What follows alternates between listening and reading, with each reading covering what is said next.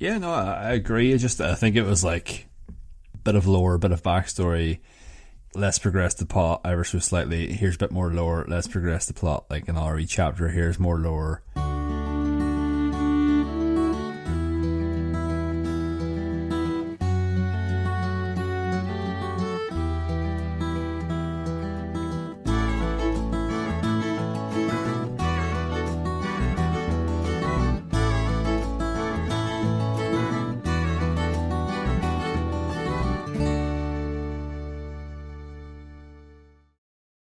Hello, thank you for joining us today for episode 38 of the Audiobook Club podcast.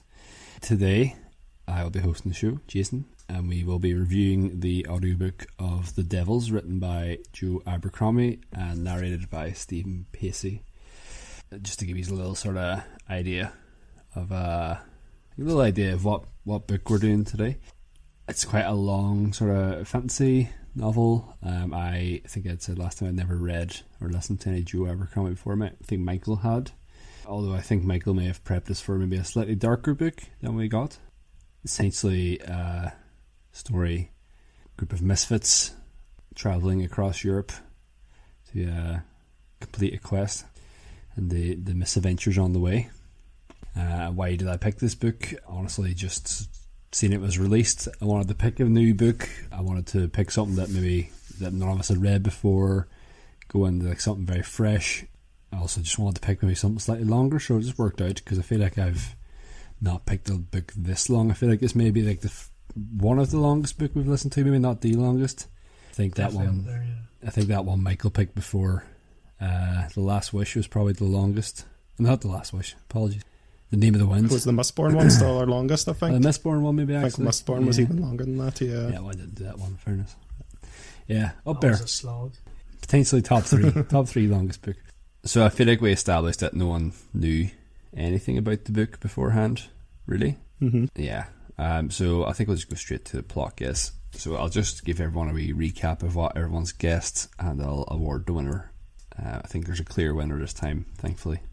So Stephen had guessed that there would be some sort of king of the devils who would be getting up to something, who would be maybe trying to summon more devils to come. Johnny had guessed it would be something like the Dark Brotherhood, a lot of assassins, and they were trying to assassinate the king. And Michael had guessed that there would be devils in the book. They would maybe be like some sort of underground outlaws or bounty hunters. They were given a task to kill a royal. There would be some sort of magical element, necromancy, a lot of torture, a lot of bloods, and strong, badass female characters. So, congratulations, Michael. I think you're definitely the closest there. Yeah, aside from Killer Royal, he was spot on. Yeah, not far off. Yeah, when I heard the necromancy coming up on the book, I was like, yeah, I think I've got this. Yeah, I'm assuming these are a lot of common themes in his previous books. Well, actually, the female characters is from previous books. The necromancy, I don't think he's done anything like that before. But like there usually is like some kind of magic system that's a wee bit fucked up. Like, but that's the first time I based that on the cover more. Yeah, I suppose the skull. Fairness. Yeah. Yeah. Yeah. Well, good guess. Definitely. Congratulations. Good. Would you like me to give a little bit more detail? Do you want to just go yourselves and give like a little short review of what you thought before we get into it? Sure. Okay, so now we'll just get started with our review. I think we'll just get into everyone's sort of overall thoughts about the audiobook. I think we'll start off first with Stephen. I'm very interested to hear what Stephen thought about this book, actually. Why? Why me? Just Stephen. You're always defensive, Stephen. Why me? No, I'm not. You're always defensive, and it puts me on edge. I was just interested. Yeah, okay. Just give him a good pal. I want to know what you thought. Yeah. I want you to clarify why later, but that's alright. So when I heard the premise, well, not the premise, but I saw the cover and everything, and Michael sort of gave us like a brief overview of Joe Abercrombie's like style and whatever he mentioned about it. I was like, oh, this sounds like something I'd be really interested in. And then I started into it, and I got a bit scared because I felt very tropey from the get-go, like the whole don't want to go into too much of the plot, but Alex being like an orphan who's secretly the heir and all that crack, I was like, oh no, it's going to be Trope City in this. And then for a while I thought there was too many characters. But then about halfway into the book, I started really enjoying it, and I got used to all the different characters and all the rest of it. And then there was a double twist at the end that I really liked. So overall, I enjoyed it. It was good. Good.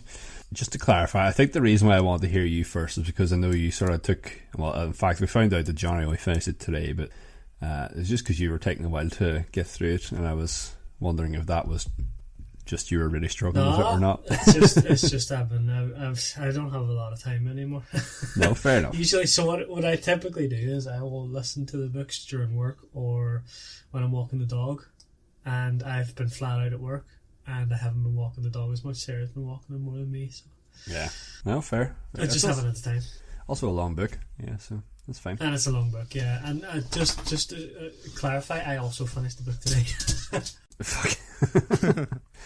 It was complete coincidence, by the way. It just sort of happened. Just happened. Just to give the listeners an idea, we picked this book 2 months ago. 2 months tomorrow will be when we decided to read this book. So been a bit of a slog for people. Okay, next, I think I'll give Johnny a wee chance then, since he's also fresh, and then Michael, I'll let you scramble after him to try and remember what actually happened. So Johnny, could you give us a wee idea? Yeah, I mean, I'd agree with Stephen that this book was very tropey, but I kind of liked it. Like, it had all the kind of the good tropes put on, like the things that I like. I did like the overall plot. It was basically like this, group of misfits, so it was like kind of like Suicide Squad kind of vibes. Just having to basically they're forced to, help try and get this Empress to Troy, where she'll be crowned as Empress. But there's like her evil cousins or whatever trying to come after her and stuff like that. I love that whole plot line. My favourite thing about this book, and what I thought was really well, was the characterization. I'm sure Michael will talk more on that. That's his special subject. But I just thought all the characters were very interesting. Maybe apart from Alexa herself, but because she's the subject or the main person, it's always the people around the main person that are the interesting ones. So yeah, I can't wait to dig more into the characters. A couple of gripes would basically just more or less be that it was too long. Like, there was a lot of repeating parts in this. It was basically, they would get into trouble, Viga turns into a werewolf, freaking Jakob fights someone, can't die. It was basically just, repeated things of that. It wasn't bad. I like the first few times, really enjoyed. I just feel like you probably could have reduced the book by about 5 hours by taking out one of those parts. Maybe, I don't know. But overall, really enjoyed it. Good. Sounding positive so far. Michael, would you care to give us your thoughts? Yeah. As I said on the previous full-length episode, I had read Joe Abercrombie before. I was familiar with him. The first time I read him was after reading A Game of Thrones, and I looked up because I wanted similar fantasy books to that. And I was kind of underwhelmed, but I think it's because I was just looking for the exact same type of book, and Joe Abercrombie's First Law series it's a different sort of story, even though it's got like the dark themes and a fantasy setting. And as you alluded to, Jason, I set you up for a darker book. I was like, oh, it's going to be so dark and so grim. This book was actually kind of more campy horror than like his usual style of like nihilistic, horrible people. Even though these people are like literal monsters, the characters he usually writes, you're not really quite sure if you like them or not, but you're fascinated by them. I would say most of these characters and the ensemble you're supposed to be sort of sympathetic towards. Maybe not all of them, but at least most of them, I would say. So it definitely is a different type of book, and I was surprised. See, if there hadn't have been like, if I had been handed this as like a blank book with no name or no cover or anything, and had to read this, like I would not have guessed this was a Joe Abercrombie book. So I think it definitely is different from his First Law series, but I still really enjoyed this book. There were aspects that I thought were quite weak. It's funny because in the last episode, the Free Body Problem episode, I think I said something along the lines of like, I would enjoy a story with like a dull plot, dull setting, but really great characters, more than like if all the other elements were out and the characters were dull. And I'm not saying like all the other stuff was dull in this. I'll expand on what I mean by this, but this sort of like exactly exhibits that, because I really enjoyed this book and really went through it at a good pace because of the characters and because they were so engaging and because the ensemble worked so well together, and I really liked their relationship together. I found it really engaging, like, you know, in the quiet moments and everything. The plot itself, I found kind of, Stephen said tropey. I did have that kind of thought, but I knew, because I know Joe Abercrombie, I knew that anything like that, it was going to have like twists on it and they was going to like undercut that and stuff. But I find after that, the plot gets kind of formulaic. And I think Jonathan sort of alluded to this, like a lot of same things happen, but there's like, they face off against like repeated bad guys over and over again. And I can feel, I saw one reviewer like describe it as being like a video game where you're going through the bosses. And I did have that feeling at times. You know, there was a certain repetitiveness to it that you settle into, and the plot ceases to surprise you really outside of the characters until the end. Then all the surprises and the twists come together. But there's about midway through where you kind of feel, you just feel like the book settles too much onto a rhythm and you can kind of predict everything that's coming. And it takes a while for the book to surprise you again. The setting, I would say, we get like an alternate Europe where like Carthage defeated Rome and Troy, you know, won that war, and that they're like two big dominant forces now. And there's other things too, like the savior was a woman in this world. So things like that. I thought the setting was just okay. It felt sort of like set dressing to me, and I don't think Joe Abercrombie is a big world building guy. I don't think that's what he pays attention to that much. Like if you compare it to, you know, the Shadow of the Gods book the last fantasy book you picked, Jason, like where each character, the world was so interwoven in their backstory and they could not exist in any other world. I feel like these characters you could easily put them in another world. Like this world is just kind of a place for them to play. It's just a playground kind of.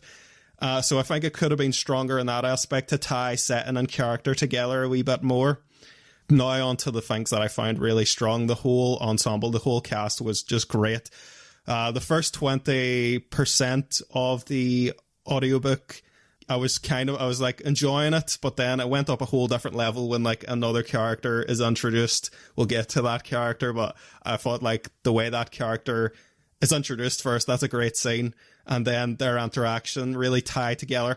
And I saw some people saying like there was too much humor in this book, and there was like, it had the like thing people complain about Marvel where it's like undercutting the plot too much, and there's jokes just in abundance, but that really worked for me. I just really enjoyed the way the characters interacted, and I think because it was like based on these horror icons and it was a bit campy, I just felt like that was the kind of book I was reading very early on, and I was set up for that, and I just enjoyed it. And I enjoyed the constant callbacks and everything, and I thought the dialogue that Joe Abercrombie wrote in this book was so sharp and so witty, and some of the twist of narration and the descriptions, I saw some people like describe it as like toilet humor as well, but again, it worked for me. I was just very like dirty and gritty and, you know, very honest. So like, and that kind of humor just lands well with me. So I like that aspect of it. And I don't think anybody else has mentioned it yet. I don't know what you guys thought, but I think Stephen Pacey is an absolute phenomenal narrator. I think he was incredible. Possibly the best. Yeah, possibly the best narrator that I've heard on Audible, just in my opinion. Just for the way that even minor characters that he does have so much personality injected into them, and he can just do like such vastly different voices for every single person who comes into the story. It's just remarkable, and his voice just really feels like suited to Joe Abercrombie's writing, so it's just that perfect like marriage of narrator and writer. So yeah, overall I really liked it. That was mostly based on how strong the characters were and how good the narration was. I do think there's holes in this book, as I said, but yeah, overall it was a good experience for me. Good. Thank you. Very in-depth, Michael. I think just to address a few of the things you've all said, I would agree, actually, probably of everything you've said. I feel like we've all had a good time with this book. There's definitely some tropes. Johnny, definitely the Suicide Squad aspect. There seems to be just a bit of that going on. I suppose you think about the Thunderbolts as well. That sort of bad guys to good guys pipeline. I'm sure there's probably older media has done the same thing. Yeah, really good characterization, definitely.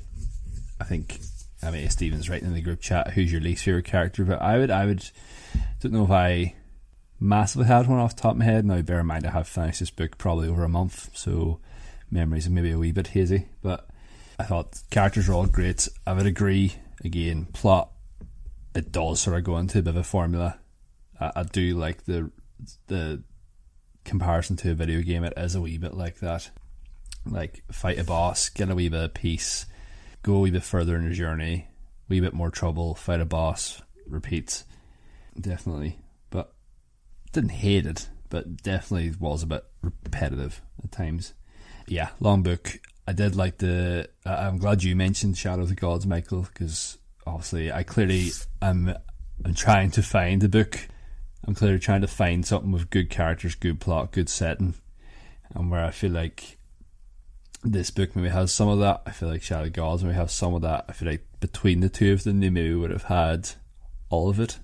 Yeah, I would agree with that. You could like fuse them together and have the perfect fantasy book. Yeah, it was just like there are bits missing from this. Yeah, I do. I like the alternative Europe. Didn't think it was lazy. I thought it was good. I liked it. Could be done more of it.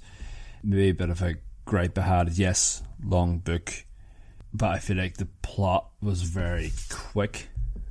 I think they could have slowed things down potentially a little bit and spread it across more books potentially. Fleshed out a bit more that way plot wise, where I feel like you give a lot of time to the characters, but the plot was on a bit of a speed run across Europe. Yeah, enjoyable experience, long experience, stressful experience, trying to make notes for it, but good time. Okay, so this is now our full review of The Devils. Part 1 is named Worst Princess Ever. There are 13 chapters in this. Is definitely one of the smaller parts we have. Okay, so we start off with our introduction to our first of the main characters, Brother Diaz. He is rushing to a meeting on St. Alfred's Day. He is rushing to a meeting with Cardinal Gisca, although he thinks it maybe is also with the Pope. We find out that the Pope is a young girl, which is very much the opposite of what we currently know about modern day popes. We then come on to Alex's point of view. Alex is sort of in like a bit of a seaside bar. There's like a bit of a fight with some pirates, but she gets saved by this gentleman called Duke Michael. He comes in, saves her, pays off the pirates, and informs Alex that actually she's not a street rat. She's the Princess Alexia of Troy. I think he knows this by her name and like a birthmark behind her ear. Back to Diaz. He gets to the meeting. The meeting's a lot of sort of lore about the sort of elves and this apocalypse that's coming. The elves are coming. The priests are having a fight. They're sort of arguing that to sort of fight off the devils, we need to use some devils. And we meet two other characters at this time, a Jacob of Thorn and a Baptiste, and they're very keen on this sort of use of the devils. Back to Alex. We're sort of between Alex and Duke Michael. Duke Michael's trying to convince her to stop being like a bit of a street rat and actually come to claim the throne of Troy. Alex just struggles to sort of wrap her head around this. Then we are back to Diaz and the devils. We get sort of introduced to some of the devils. We meet a caretaker called Dobby. I think it's called Dobby. The only reason I'm including him is because he makes one of the many first jokes about... There's a lot of slagging off of England in this book. I don't know if Joe Abercrombie is English, but there's a lot of slagging off England in this book. I think he is, yeah. So Dobby, he's English. Apparently he makes a joke about everyone being a devil in England. I thought that was funny. Dobby very much does not appear for the rest of the book.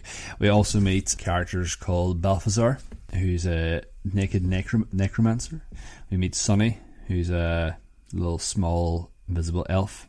We meet Baron Rickard, who is a very cranky old looking vampire. As I said, we've previously mentioned Jacob of Thorn, and we meet Baptiste, who I believe is a priest. although had had many jobs in the past. And then there's reference to the previous priest being dead as fuck. This is why they have tried to recruit Brother Diaz to help him out. Then Alex is put into like a bit of a ritual to confirm she is the heir to Troy. Michael then gives her a bit of background. So Michael is actually Alex's uncle. He reveals that his sister Eudoxia actually killed Alex's mum, and that Eudoxia also does some sort of creepy experiments, making sort of half humans, half animals, investigating the soul. I've just made a wee note here that's a wee bit of like his Dark Materials, trying to find the soul. And Alex decides to go to Troy, take the throne. Once Alex gets to Troy, the Pope and the Cardinal Gishka bind the devils to Alex. Very magical, like a strong magical spell to sort of ensure they follow Alex. We get one of the first instances of Balthasar trying to break the binding, and he just gets sick everywhere. Then they finally get on the road, just a wee bit of banter between the group, and then they get ambushed by a gang of archers. Very early on, someone's already on their trail. And then we get a big fight scene between some beastmen, some ghost monsters, which we think are Eudoxia's sort of experiments. Everyone's out fighting. Brother Diaz is just sort of praying. Balthasar is fighting a fire sorceress, not a magician, a fire sorceress. He's using sort of necromancy, using the dead to fight them. Jacob, who is like a former knight, I believe, or is a knight, he takes a couple of arrows, and he also has a massive stab wound. And then we get introduced to this big warrior who shows up in a lion helmet, who is called Duke Marcian, I believe. Correct me if I'm wrong. Jacob's in a bad way. Alex is begging for her life. Everything looks sort of lost, and then something big and hairy jumps out of the wagon. We are then finally introduced to Viga, who is a massive werewolf. I've made a point to record that is 9 minutes of pure ultra violence. I must have looked at how long it was just Viga tearing shit into all these soldiers. 9 minutes apparently. After all that, Viga then transforms and they're half naked. And then finally, before this ends, it turns out Jacob isn't actually dead. He's cursed. Find out that he actually can never die. Then they have a bit of a row what to do, and Alex sort of takes charge and says, no, we're still going to Troy despite the setback. So that was part 1, The Worst Princess Ever. That was a bit of an overview of the first 12 chapters. I think we'll just keep the same order. So Stephen, would you like to give us your thoughts on Sure. on that? Yeah, so like I said, when we find out the basic premise of the thing, where Alex is like an orphan street rat thief who is also the heir of the throne, I was very worried for the rest of the book, because I hate that trope. Right, it makes me so mad. But it's dealt with later on, so we'll come to that. The Brother Diaz stuff at the start, I was a bit annoyed about that too, because it felt completely out of nowhere, and it sort of, I don't know, it felt like a weird start for me, to be honest. What else? So then Alex getting into the fights and all that was fine, and then meeting all the devils was a bit of it was a bit like Whiplash, because you know there's so many characters introduced in a very short period of time, and then they're all like fighting and crap, and it was a bit overwhelming, I thought, of a start. Yeah. Fair enough. Jonathan, would you like to go next? Yeah, I really enjoyed actually the opening of the book, the Brother Diaz and stuff. I like the way it kind of started with the. It was quite funny. There's a little bit of humor. He was kind of, obviously this a bit of a wimp or whatever, and had never really seen any real action. And then all of a sudden he's getting thrown into be part of this group of these dangerous characters, and he's essentially going to lead them, things like that. I thought it was quite funny. I think you go through character by character. There's necromancer, there's a vampire, and there's the invisible elf, and then it describes then the other one who we find out is Vega later, but it says like there's like claw marks or something in the empty cell, and then she's not actually there, and it's kind of like this is some kind of monster. I mean, I think straight away, just because there was a vampire, I assumed this was going to be a werewolf because there's claw marks and then there's a vampire. But yeah, I thought the reveal of Viga was brilliant. The way she just comes out as the werewolf and absolutely shreds people, as you said, for 9 minutes. It does seem to be, you know, Viga's kind of the character that's like kind of like the Hulk, where she's absolute beast and is very overpowered, but you can't control her. So I really like the character Viga, and then actually when she's back in her normal form, I'd say she's probably my favourite character. But no, I think, like I said, the characterization is probably the best thing about this book for me. And yeah, just here was very exciting getting introduced to them all. And like, I think in terms of the powers, or what they could do, I was most excited to see the Necromancer, Balthazar.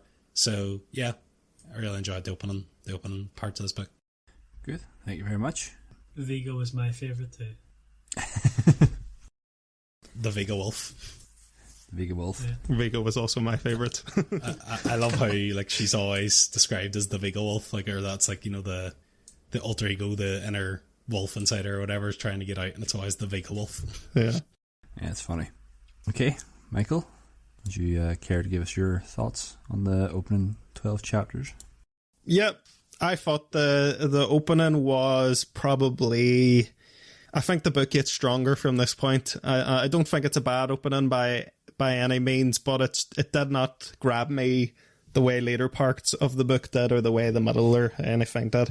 I thought it was a pretty good introduction to Alex, and Stephen points out, like, you know, we've seen this kind of archetype before of the orphan who is secretly part of the royal family, but that's kind of a fantasy like classic, and that didn't really bother me, and especially because I knew that knew Joe Abercrombie would take it on interesting places anyway, and it would do something different with, you know, the same kind of the classic toolkit or whatever. I thought the introduction to Brother Diaz was again fine. Again, did not quite grab me the way or endear me to him the way later parts of the book did. One of my favourite parts of the opening is like the introduction to the child pope. I really enjoyed reading her and like how bored she was of like all the bureaucracy, and I was almost thinking I could have like a full book with just her, or a POV with her, you know. I found her very interesting. That whole dynamic was very entertaining, and I enjoyed the introduction to the characters. Balthazar was probably the one I found most interesting at the start. I think it's described how he had his clothes taken off him because he was painting runes on him to potentially escape, and that's kind of what he is at the whole book. He's trying to doesn't he use like his own shit or something to like write the rune? Yeah, he uses a toenail to scrape his shit. There's necromancer stuff. That point, it's also chatting about, can he do the rune on like the underside of his balls to like, must be like the place he thinks he can hide it, you know. Yeah. Yeah, and so yeah, he's basically, that's his whole thing. The whole story is kind of trying to escape, and it's like they're given this binding that binds them to the mission. So it's kind of like, as was Jonathan mentioned, or Jason, somebody mentioned anyway, the Suicide Squad thing, the reprehensible characters sort of like being linked together.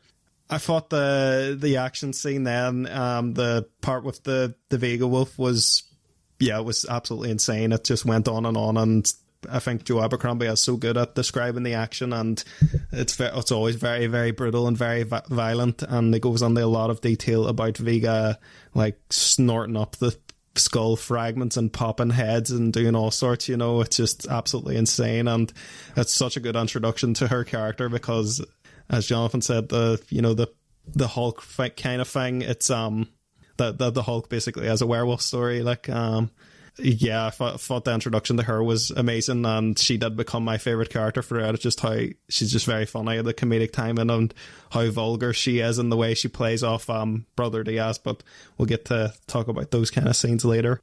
And we learn that twist about Jakob, that because before this he was like considered apart from the rest of them, but we learn he's also got this kind of supernatural thing going on. So I thought this was probably about the point for me where it really started, like, it started hooking me in, because I thought before this the group dynamic was fine, it was interesting, but I thought Viga really tied them together in a really interesting way from this point. Yeah, I would have to agree probably more with what Michael's saying. I'm glad you all liked the opening, Steve and Johnny. I personally did feel like it was maybe slightly slow, just sort of getting going, but I suppose they're just trying to build the characters. I think we're all in agreement then that Viga is the best character. Definitely, for me, that's when the book picks up and everything sort of slots together nicely. I feel like they were missing that a bit. Viga, very interesting character, brings a lot of comedy to the book. There's definitely other characters that are funny, but I think Viga definitely brings a bit more lightheartedness to it. Balthazar, very down in the dumps, but very campy, almost in a way. Yeah, definitely. In a self-loathing kind of way. But I did think it sort of really slowly, but like it set the scene for us. It gave us an idea of what's going to happen. This is these people, this is the bad guys. Here's what's going to happen. Here's the plan, and then that's all happens. They finally leave to start the plan, and like very much straight away, the plan's up in the air. They've been ambushed. Someone's already sold them out. They've only left the place like 10 minutes ago. But yeah, I thought definitely picked up with a not a bad start, but just slow. Just took its time, letting us get introduced to everybody. Not a bad thing by any means. Just wanted us to sort of get our bearings, and then it sort of took us into this first bit of action, first fight, first boss, shall we say? But yeah, I was a bit worried when Jacob actually died. I thought that was, it's a bit annoying. We didn't really get to know him very much, but I was glad to see he sort of came back around. Can I just clarify? I didn't like the start of the book. Oh, sorry, you didn't like the start of the book? No. Sorry, I had written down. I agree with what Michael said. It gets better. it gets better, but at the start was weak for me. To be honest. All right, yeah. Sorry, it was Johnny. Yeah, I think you had sort of said you didn't like how it started off straight away with Brother Diaz. Is that right? Well, that, and then there was there was too much characters from yes. too short a period of time. Yeah, it was hard to keep track. I sort of lost Baptiste a little bit at the start. There's Baptiste, and then I kept mistaking Baron Rickard and Jakob. Right. I think they were their voices were too similar or something. Yeah, that's good. Okay, so part 2, definitely a bit of a longer section here, so I'm going to cover a few more chapters. I'll try and, again, keep it blunt, or keep it short, not blunt. So part 2 is named The Best Monsters. I think this takes us from sort of chapter 13 right through to about chapter 30. Yeah. So we begin. The group are sort of reading from the ambush that's just happened. They sort of think they might have to change the plan rather than going straight to Troy. I think they agreed to try and go to a place called Ancona. After the fight, Balthazar is now referring to himself as the top 2 necromancers, which is funny because initially he was top 4. I think that is something that sort of comes and goes. Might have been top 3 at this point, actually. So they actually begin on a pilgrimage to this place. I want to say Ancona is where they're going to. And because they're going on a pilgrimage, they've gotten rid of their horses and they're all walking. Jacob sort of coming around. He's staggering on. We get a wee bit of his lore. We find out he marries a witch, which is why he sort of got this curse on him, I think, to sort of live forever. Viga, we find out, was a previous Viking. She used to raid England, and there's another wee joke about how no one blames her for raiding England. And we then get introduced to this character called Bishop Apollonia, who joins their travels. Then, I think from Bishop Apollonia, or maybe from Jacob, we get a bit of a lore dump about the elves. The elves eat people, and apparently it's not just because like they're bad guys, but it's like their holy duty. Obviously something I've not really touched on yet is that this is a very religion-centric book. A lot of chat about God and the holy thing and the right path and all that. Balthazar, just raging. He hates the church and everything he stands for. I've sort of written here that he rants about how lying is a sin, but then he says if you do it enough it becomes scripture. He's annoyed. He's saying like magic works, religion doesn't. In that case he's sort of saying like he's a magician, he should be able to break the Pope's sort of holy binding spell, but he can't. Alex and Sonny have a little bit of a chat. Balthazar sort of lectures Alex, teaches Alex a little bit about Troy. We then get introduced to Viga's backstory about how she was always like a dangerous even before she got bitten by the werewolf. I've actually written, she's a bit like a Hulk, you know, she gets angry, she turns into a werewolf, causes chaos, and she gives, I want to say, Diaz a bit of a warning, potentially, or maybe it's Alex a bit of a warning, like pretty much, if I'm angry, climb a tree, get out of my sight, you know. Diaz writing a letter to his mom, fancies Bishop Apollonia. However, we find out that Apollonia is actually a bad guy, and she knows about Alex, and she plans to sell Alex out so she can become a cardinal. Sonny uses her invisibility to sort of hold Apollonia hostage, and then brother Baron Rickard, sort of hypnotizes everyone using sort of vampire spells, and this is a way of sort of everyone escaping, getting away. We then get a bit of Sonny lore, so there's a lot of lore dumping in this chapter. Sonny was raised in a freak show, carnival, you know, she just really tried to be nice, but she's always just been told she's evil, she's an elf, you know, terrible person. There's a little side note here about how Sonny's so nice that she'll just fold Viga's clothes every time she's having like a big werewolf shagging session. Which she does a lot. Well, she does a lot, yeah. And then they get to this, we meet this guy called Frigo who wants a box. If they get him this box, he'll get him to Troy. And this box is in a haunted illusionist house. To get access to the house, Balthazar needs some twin corpses to like access the house. I'm pretty sure it's like it cuts off both their heads and like a bit of a cans on string, like ways of chatting to each other. Balthazar gets the ingredients to crack into the house, but also he's actually trying to break his binding. Baron Rickard's giving Alex some sort of teachings on how to be a princess. They get to the house, they can't get in. Viga just smashes her way in pretty much. Balthazar then tries to sort of break his binding. He's distracted doing that, so the devils are sort of left to their own devices in the illusionist house, and they're having like hallucinations, lots of trauma between Viga, Jakob and Sonny, and then Balthazar sort of feels bad and he actually decides to help them escape.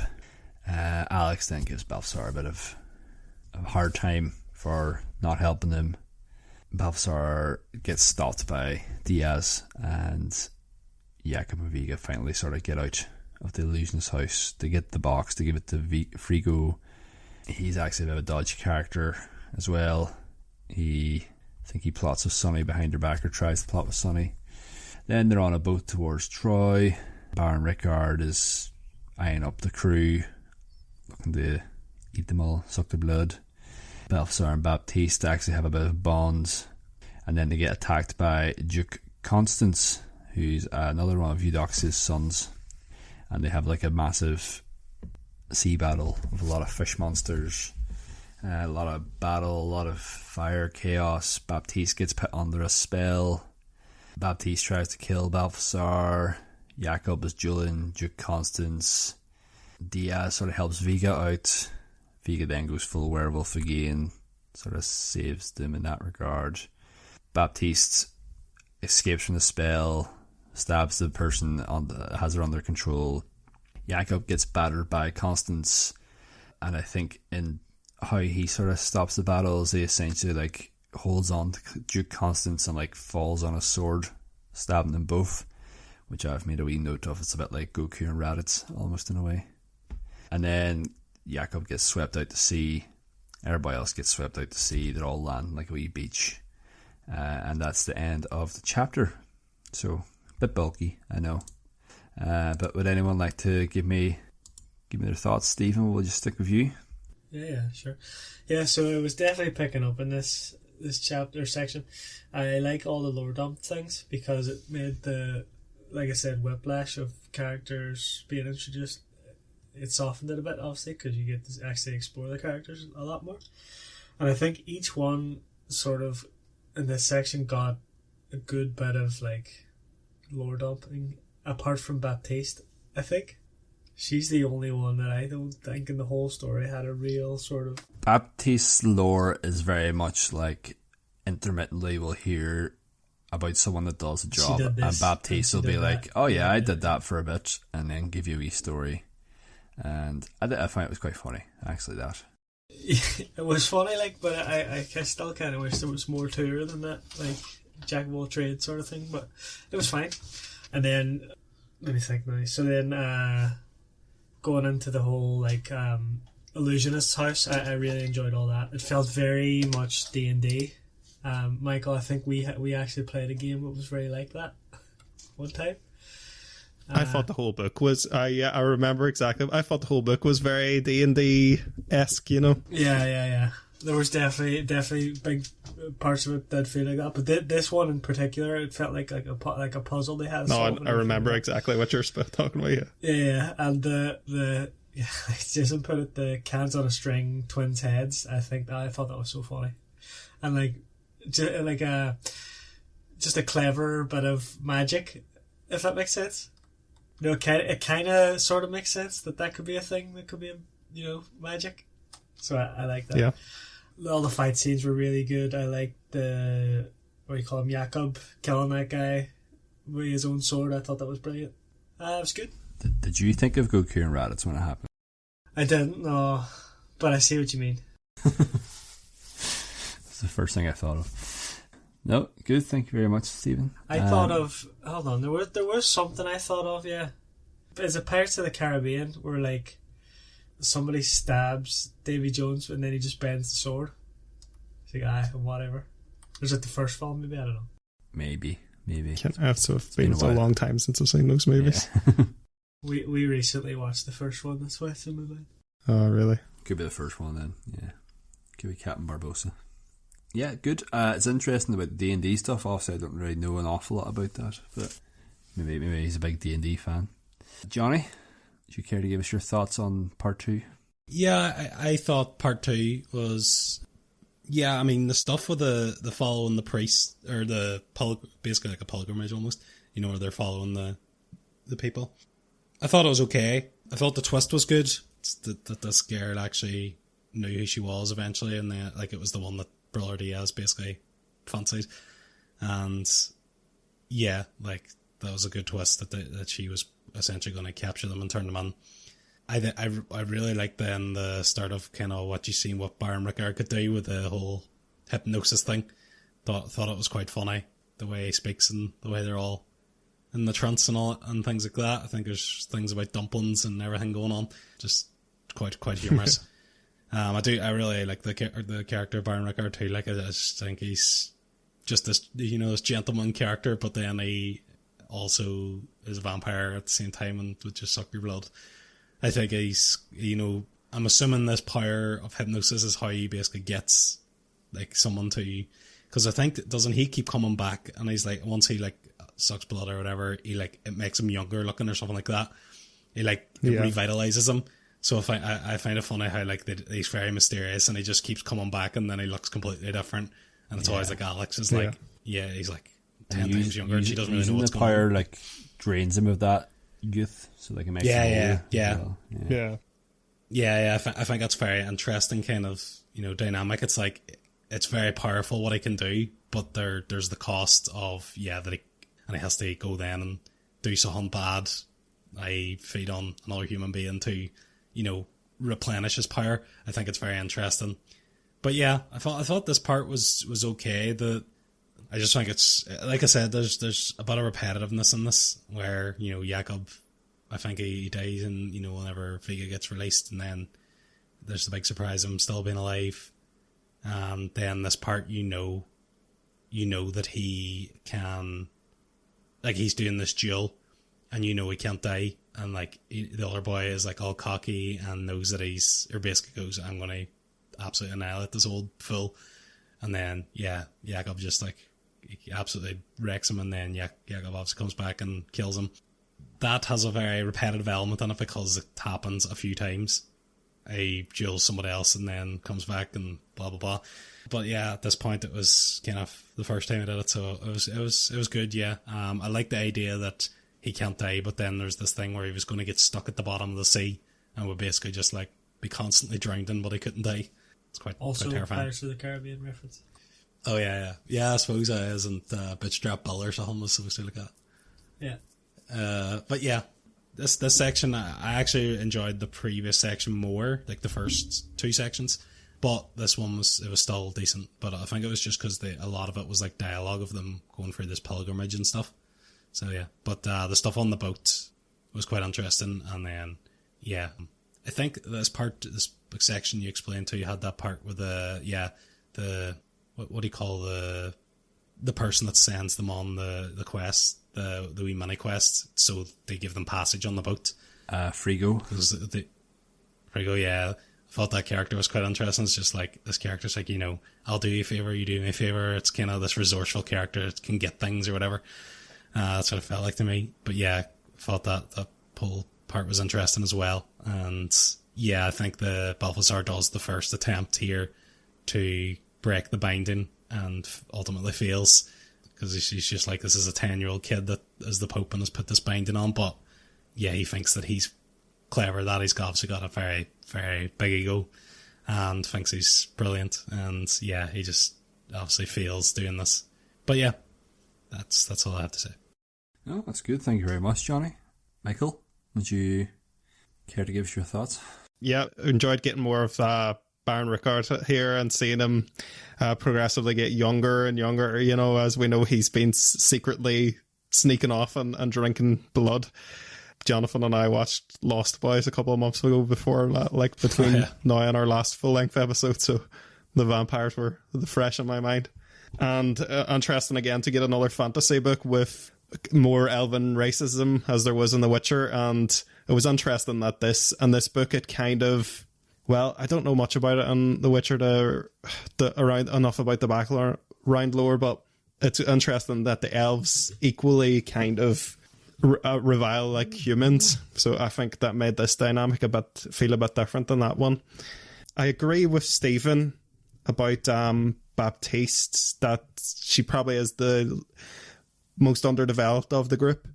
It is funny that she's like has all these constant little things that she's done throughout history, and like saying that she's been a pirate, for example, and not to trust if anybody offers you to be a pirate, don't go with them.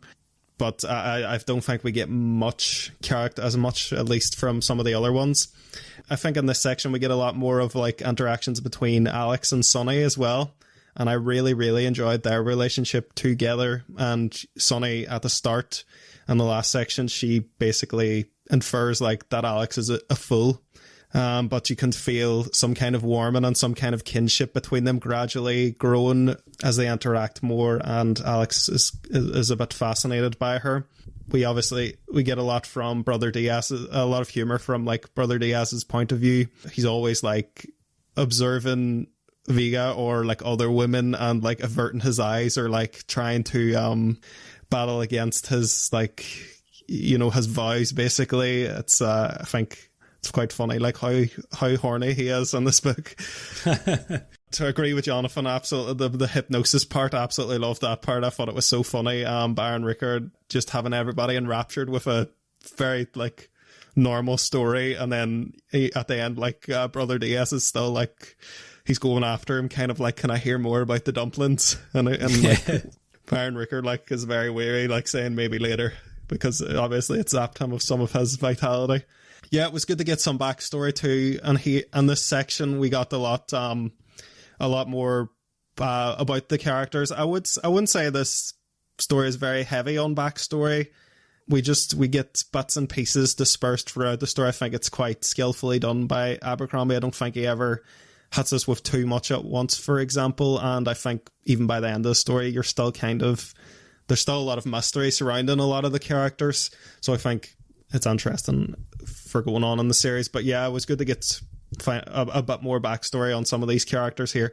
Especially we get a decent amount on Sonny and Vega. The kind of illusionist house reminded me a lot of like that part in Game of Thrones when Dany goes into that place in Carth, isn't it? You call it her. Yeah, it reminded me a lot of that, and I felt really particularly bad for Vega because she kind of I think she's has kind of, thoughts about her mother, and then thoughts of like people being outraged at her and her saying it's the wolf and everything. And I think Stephen Pacey really helps that, like, her anguish kind of come to the fore. He does a bit of, it's not just narrating but acting through this, and you kind of feel her distress. And yeah, it made me feel really bad for her character. The sea battle, again, very epic. Joe Abercrombie, you know, that's very strong with his action scenes. I thought this would make a great part if they ever do make a movie. I know James Cameron has like optioned this material. Sorry if that was in anybody's trivia, but I think this, parts like this would be great cinematic moments, and Joe Abercrombie describes them in a way that they're easy to follow. You know everything that's happening, and I think that's very impressive to be able to do in a book. And Per Jakob, he's constantly getting attacked. It's funny, I'm getting stuck at the bottom of the sea. I don't know if you remember, Stephen, me and your brother Sean used to have like a recurrent argument about, like, I would say how That's you right. wouldn't want to be immortal because you would get stuck somewhere. That's right. Yeah. That's what it reminded me. And Stephen's brother would constantly be like, what do you mean you would get stuck? And I would like refuse to elaborate. I would just say you would get stuck. It's like, I'm so mad. You would just eventually get stuck at some point in your life. You would just get stuck. Yeah. You get stuck. If you live forever, you just get stuck eventually. But yeah, that's I think pretty good section again. From this point of the book, I'll just be repeating myself a lot. I find this whole after that first 20, I pretty much just enjoyed the rest of the book on the same kind of level. Yeah, no, thank you very much, Michael. Yeah, I again agree with a lot of that. Yeah, I think Baptiste definitely not underdeveloped. I think she gets probably enough, but it just takes more of the book. Whereas I think he develops more of the characters earlier on, whereas Baptiste is maybe left in the foreground or background. To be fair, I think she doesn't. I think everybody else changes in some way, but she doesn't as well. Well, you can argue she changes in a way. Well, in a way, yeah. I suppose. She like doesn't have like any special power really. Like she's just somebody that has a lot of experience really. Just a jack of all trades, like. Yeah, that's funny. Like I felt like she should have, like, how the hell did she survive like any part of this journey? Like, you know, She retired like after Barcelona. like, But Well, Diaz survived. I know, she keeps fucking wanting to retire like every fucking 2 seconds. same, bro.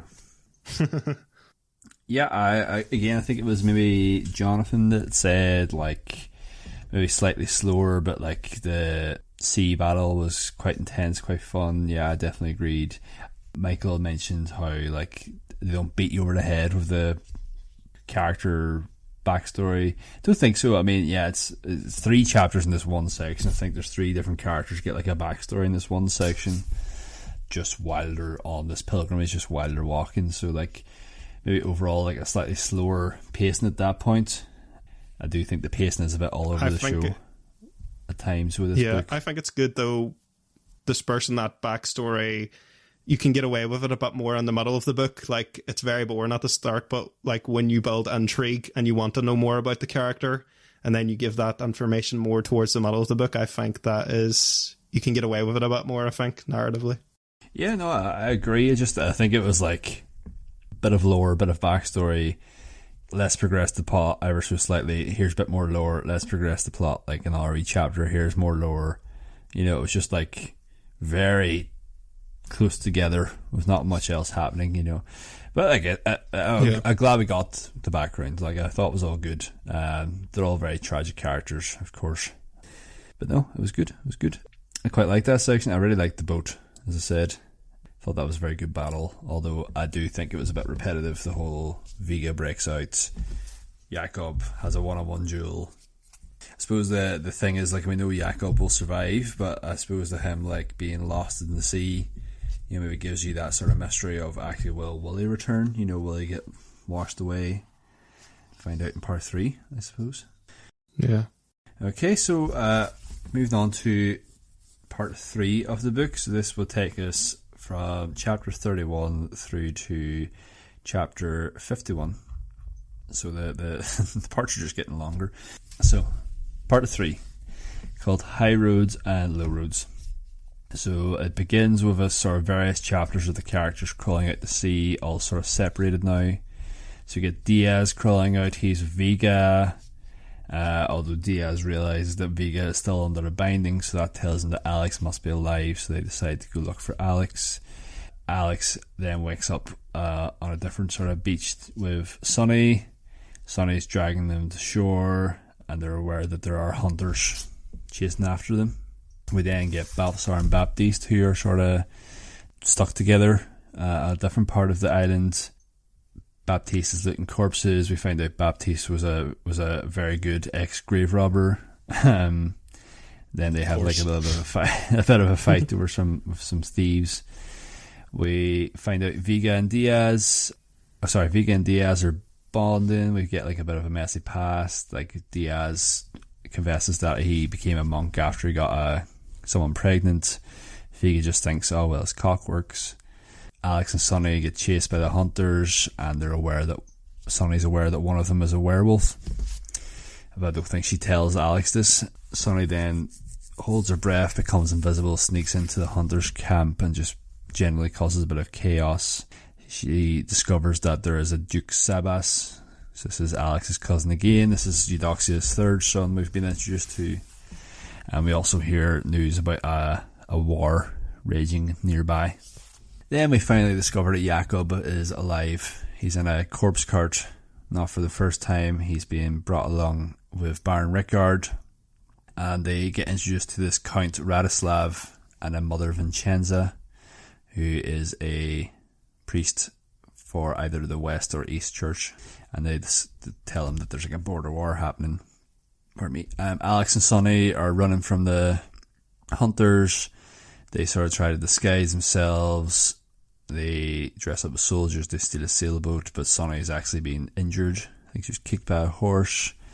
Back to Balthazar and Baptiste. They get captured by a countess, Ivanka. Thinks they might be spies. Balthazar tries to play himself off as a druid rather than a necromancer. And then Baptiste just starts slagging off the countess, and Balthazar freaking out, what are you doing? But actually it turns out Baptiste just best pals of this countess, met each other before. So again, just Baptiste's, of course, just her past. Again, just oh yeah, of course I'm pals with this girl, it's just one of those people. Yeah, I've done this. Yeah, I've done that. Classic. And Jakob is trying to convince the Count Radislav to have peace. The Mother Vincenza is actually pushing for war. Which is weird, Jakob the Knight wants peace. The priest is fighting for the war. Vega and Diaz catch up to Alex and Sonny. Diaz, I'm going to say, they're just sort of chasing after. Sorry, they haven't caught up to Alex and Sonny yet. They're chasing after him to find the village. They find all the sort of dead bodies, and Diaz sort of talks Vega out of getting angry. Diaz and Vega then sleep together. Cut to Alex and Sonny. Yeah, they do. Yeah, they do. We cut to Alex and Sonny. Sonny's injured. Alex sort of has to leave her behind. Sonny tells Alex to leave her behind. Alex is refusing. Then they have a wee kiss, and then Alex leaves to go find the horse, but as she does that, they get cornered. Luckily, while the hunters haven't cornered, Vega and Diaz show up, and Vega just again kills people, leaves one alive to sort of run up to leave a message. And then there's this little bit of the sort of peace talks between the Countess and the Count. It turns out these are actually just husband and wife, and they're just going through a divorce. So, a bit crazy to have a whole war over that. And then, actually, this big dinner actually just ends up this big peace talk dinner just ends in the Count and Countess just getting back together again and calling off the divorce. We then get to Balthazar. He summons the Duke of Hell to get him out of the binding, but the binding is actually too strong. So then this sort of pretty much convinces Balthazar that actually the Pope is the second coming of the Saviour, which is a bit of a turning point for Balthazar. Alex, Sonny, Vega and Diaz are just sort of wandering about. Sonny just sort of secretly now nursing a wee crush on Alex. Someone lets slip to Alex that Sabas is offering a big fat reward for Alexia. Alex becomes aware that Diga and Viaz are acting a bit differently around each other, and Alex thinks something's going to happen between the two of them. And then Alex finally catches them having sex again in a church. And yeah, bit of crack with that.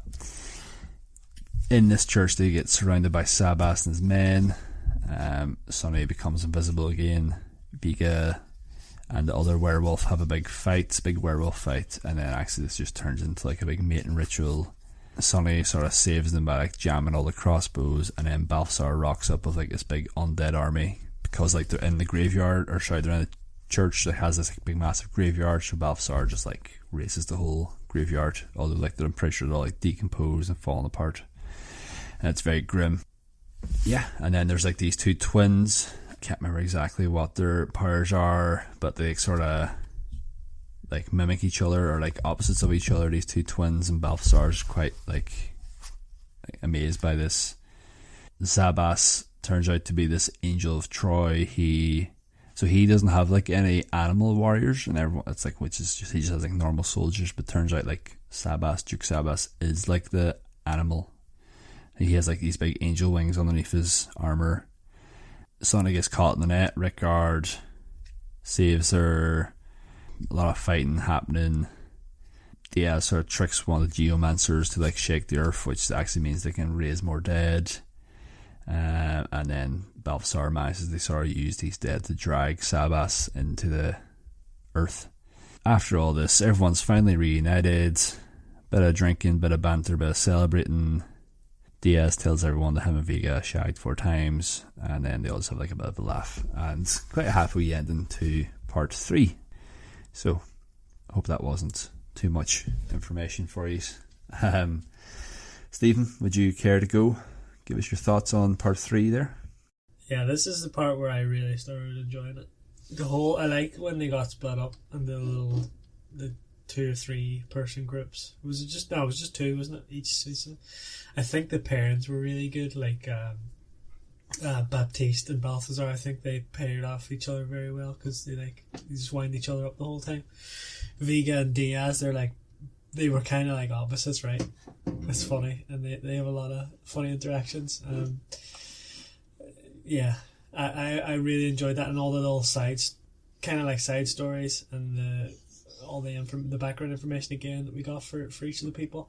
I think it was this bit where Jakob started like hallucinating as well, wasn't it? Where he was like seeing people from his past and all. I thought that was really interesting too. Yeah, the fight scenes again were quite good. I think Balthazar trying to remove the binding, I thought that was really interesting. And I think a lot of his scenes in this book are really well done. Just, trying to break this binding that's been put on him by the Pope, because he thinks because he's a powerful magician, that he should be able to figure it out, and he can't. That's really funny. And then obviously him realizing that she actually is like the second coming or whatever. I thought that was so well done. What else? Yeah, I mean the cousin Duke, whatever his name was. Again, it was kind of more of the same from the other sections, but it was still. I think this was the one that was done the best. I think.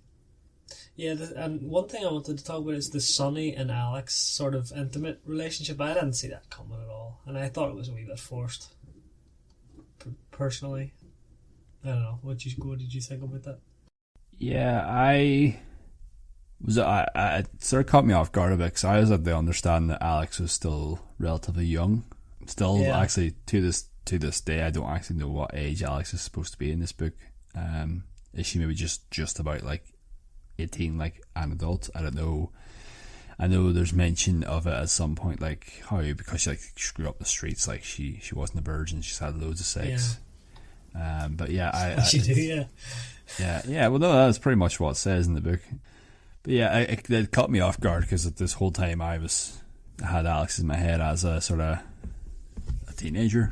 So yeah, it really took me for a turn when that sort of relationship took a turn. Yeah, so there was that sort of aspect of it, but it's more so I don't know, I just didn't see it coming from them two at all. I just thought they were like, friends, and Sonny really wanted a friend, and she was always saying how she didn't have any, and then I didn't see it coming either. I was absolutely surprised by it. Like the first, I think they get together. Like, is this in the campfire? Is the second time there's like a kiss before that in the forest? Kiss, yeah. Like, yeah, that first kiss, I was like, Jesus, I was not getting that at all. Like, I was not feeling that was the kind of relationship they had. But I didn't have a problem with it. Like, it's interesting that, like, the elves are, like, seen as this evil race, and now there's a relationship between who's going to be the most powerful, or second joint most powerful human, as well as the Pope, with an elf, which I think was, it's interesting and does make sense, like, for... Yeah. It was definitely interesting, and, yeah, I just felt out of nowhere, is the only thing I'll say. And yeah, I think I've covered most of what you said there. Yeah, no, thank you very much, Stephen. Johnny, do you have anything else to add? Yeah, there's a couple of, like, the people partnering up basically, and that's when, they climb off out of the water, and then they're all partners. I really enjoyed that, like, where it's kind of like you get these. It kind of felt like I've been, as I'll mention at the end of this, like, I've been rewatching Always Sunny in Philadelphia, and it's like, the episodes where, like, say, like, Mac and Charlie go off and do a thing together, and Dee and Dennis go off and do a thing. It's, like, very interesting to see, like, the characters isolated together. I thought that was, like, very good, just something different, because, like I said, there's a lot of repetitiveness in this, so it was good to get, like, something different where, although it felt like the problems were solved in very similar ways, i.e. Sonny, disappearing, and Alex, sitting there anytime, like, when they're getting chased for the forests, and Alex sitting going, oh god, oh god, oh god, every time Sonny says something, but Sonny, like, makes it a big joke, basically. I thought it was quite funny. And yeah, we talked about the relationship between them. I thought the Balthazar and, geez, what do you call her? The other one. The one that he was with. No. Baptiste. Sorry. Baptiste, yeah. Balthazar, Baptiste, I thought was an interesting relationship as well. The fact, like, Balthazar has a lot going on in terms of him basically being the only one that actually seems to still be evil out of all of them. Like, the rest have done bad things, but they're not really that bad people. Whereas Balthazar seems to, like, still be like, I am the best, like, I am above anybody else. Like, it doesn't really he's the newest. He's the newest of the group too, so I think he hasn't been defeated mentally yet. Or yeah, I guess he's not a bad person. He's just a freaking absolute narcissist. Like, he's, But yeah, I thought them two getting together again was interesting. And then, yeah, Vega and Brother Diaz is brilliant, and it's just hilarious, their whole thing. The way, like, Vega doesn't really care, but Brother Diaz is like, this is against everything he believes in, but at the same time, like you said, Michael, before, is just, like, horny for it, this whole book. Like, it's funny. I suppose, like, his whole thing is that he only became a monk in the first place because there's some reason for it, wasn't there? I think I got someone pregnant. That's it. Yeah, like, so he obviously never wanted to be, like, he wasn't willing to take that, the sacrifice, the chastity. He wasn't maybe fully on board with that. Like, he's still got the urges. He hasn't learned to control them. And yeah, Vega obviously is freaking just humping everything. Like, I'm pretty sure she humps about 10 different men in this. But yeah, like, I thought that was quite funny. The whole thing with, like, Alex walking on them and being disgusted by it is brilliant. There's a really good, it's quite funny bit that made me laugh out loud. When Sonny gets kicked by the horse, and Vega comes, like, it's when Vega comes in then and rescues them, and they're about the boys have, like, cornered them then in the barn, and Vega comes in and, like, kills them all, and then kind of says to Sonny, what happened to you? And then Alex is like, oh, she got kicked by a horse, and there's another horse in the stable, it's a different horse. And she's like, this fucker, like, she's about to murder this horse. I just thought it was absolutely this fucker is just like, she's just killed about 100 people. It's so funny. But this is, like, a new horse that they basically need to survive. It's like, if she had just murdered this horse, then they would have, like, got their getaway. But I just thought, yeah, Vega, the character of Vega is just freaking brilliant throughout this whole thing. Yeah. But yeah, I thought this whole bit picked up a lot too, like, being separate and then, like, coming back together and kind of, like, rescuing each other, and then, like, the big kind of celebration party thing that they have around the campfire at the end was, like, this kind of camaraderie, and where you can see them they're all basically friends now. Yeah, I thought this part was, like, miles better, or not the last part was grand, but, like, just really ramped up for me. Just on something you said there.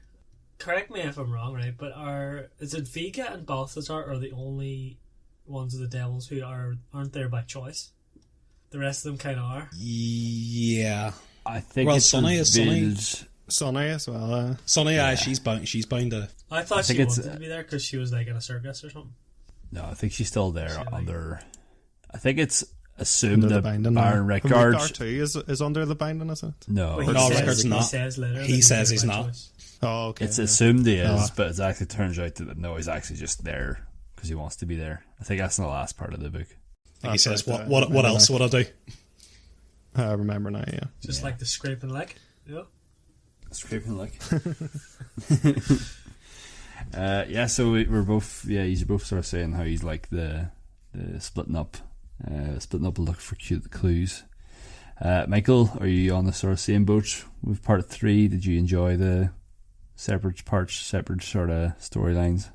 Yeah, I always think this is a good thing to do in stories. Like it reminds me like the Stranger Things, because Stranger Things does this every single season, where they all break into subgroups, and then there's something satisfying about them all coming together and catching up, you know, of all the craziness that's going on in the separate plot lines. So I liked that, and I liked the fact that it gave, instead of them reacting to each other on an ensemble, because sometimes when they're together as an ensemble, it's hard to do the character stuff because they just joke. It's all humor, but the fact that they got like one-on-one, it gave it kind of more intimacy, and it gave it a chance to get more character development. I really enjoyed the parents. I thought all of them worked.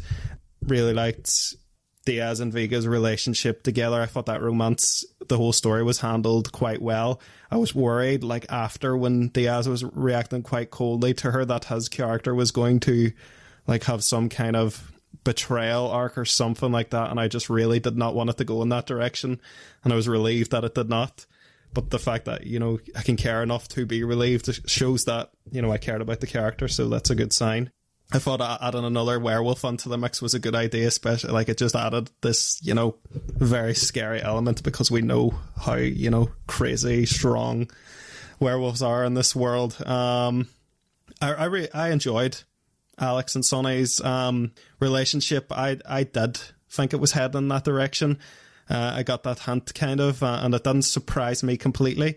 But maybe it's because in my head Alex was, you know, a young adult. I wasn't picturing her as a teenager, but I don't know what age she actually was. So that was probably part of it for me. She was a bit older in my head. Yeah, I enjoyed that, and I enjoyed Baptiste and Balthazar, the way they played off each other, their constant bickering, and I thought it gave you a bit, like when you one like shortcut to care about characters is to see that other people care about them. So showing this kind of it more endears you to each individual character, I think. But I thought all the romance in this book was quite well handled. I liked that it was subtle and for the most part, and that it just developed kind of slowly, beat by beat, and it was never like this massive central focus. It just had its moments every so often. I really enjoyed that aspect of it. I thought the whole twist with it being like this marriage feud and the war was, you know, it was very funny, and Jonathan said that moment made him laugh out loud, because it's funny, I wrote down a moment that made me laugh out loud, which was Vega in this section, but I think it's like after they all find out and they're slagging Diaz or something. I can't remember the exact words, but it's something like, he explained like, oh, she's actually a really tender lover, and then I think Vega is like, I don't think the werewolf would agree with you. The one that's he's gonna go put his cock in an icicle or something. That's right, yeah.